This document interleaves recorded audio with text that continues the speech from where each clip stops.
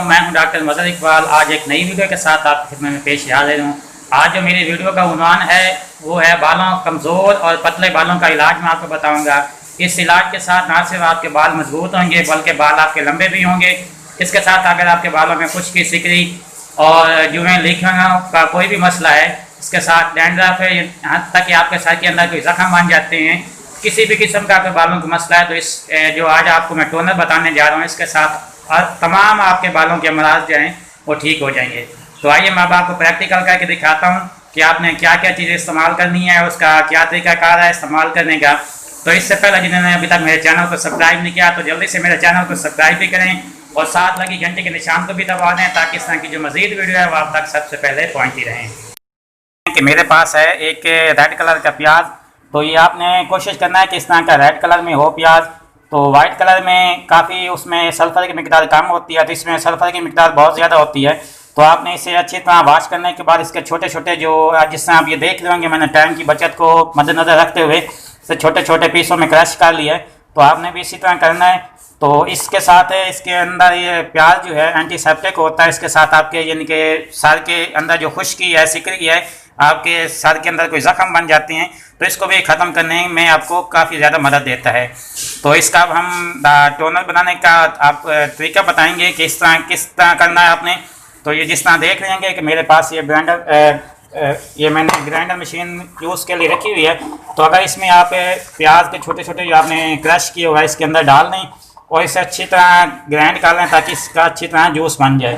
तो आप कोशिश करें अगर इसका जूस वगैरह यानी कि इस तरह अगर नहीं बनता तो आप इसमें थोड़ा सा पानी भी शामिल कर सकते हैं। देख रहे हैं आप, हमने इसको अच्छी तरह ग्राइंड कर लिया है। तो इसके देख रहे हैं ये आप ये देखें, इसके अंदर ना अभी इसका लिक्विड जो है वो अलहदा नहीं हुआ, इसका छिलके वगैरह इसी तरह हैं।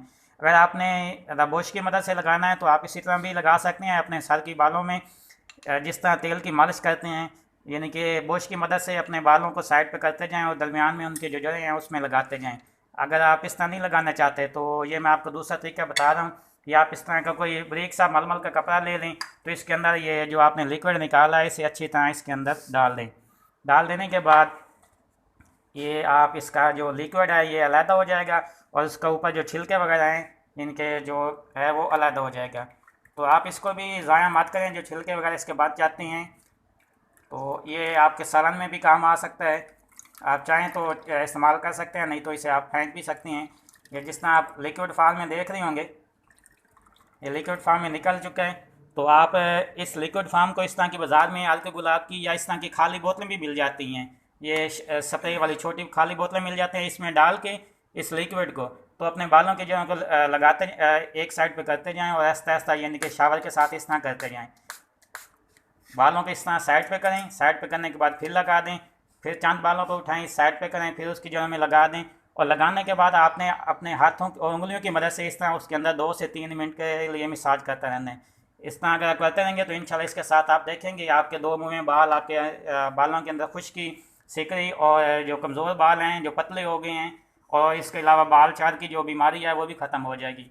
उम्मीद करता हूँ कि आपको ये मेरी वीडियो अच्छी लगी होगी। अच्छी लगी है तो जल्दी से मेरे चैनल को सब्सक्राइब भी करें और इस वीडियो को ज़्यादा से ज़्यादा शेयर करें। तो मिलते हैं नेक्स्ट वीडियो में, तब तक के लिए अल्लाह ने